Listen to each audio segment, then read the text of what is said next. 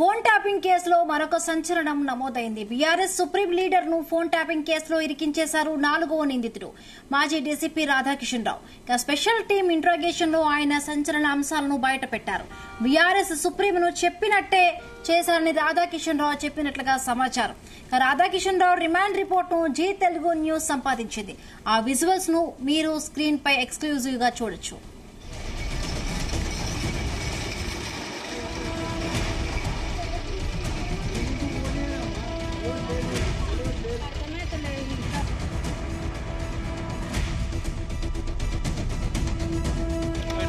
ఇక phone tapping కేసులో పోలీసుల విచారణలో రాధాకిషన్ రావు సంచలన అంశాలను వెల్లడించారు. పోలీసుల రిమాండ్ రిపోర్ట్ లో ఈ అంశాలను పొందుపరిచారు.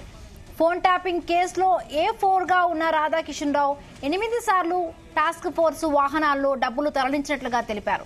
2018 ఎన్నికలు, దుబ్బాక, మునుగోడు బై ఎలక్షన్, 2023 ఎన్నికల్లో బీఆర్ఎస్ పార్టీకి డబ్బులు తరలించినట్లుగా తెలిపారు. బీఆర్ఎస్ సుప్రీం ఆదేశాలతోనే పార్టీ గెలుపు కోసం స్పెషల్ పోలీస్ టీంను కృషి చేసినట్టుగా రాధాకిషన్ రావు తెలిసినట్టుగా సమాచారం.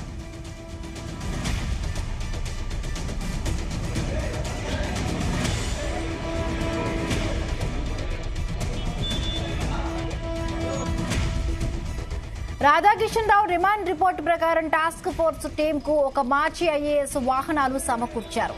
తమ కులానికి చెందిన వారితో స్పెషల్ టీం ఏర్పాటు చేసుకున్నారు. ఎమ్మెల్సీ వెంకట్రామరెడ్డి చిన్ననాటి స్నేహితుడు కావడంతో అతడికి రాధాకిషన్ రావు డబ్బులు తరలించారు.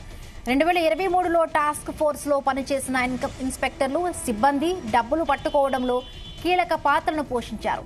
8 సార్లు పట్టుకున్న డబ్బు మొత్తం ప్రతిపక్షాలకు చెందిందేనని రాధాకిషన్ రావు పోలీసులకు చెప్పినట్లుగా సమాచారం.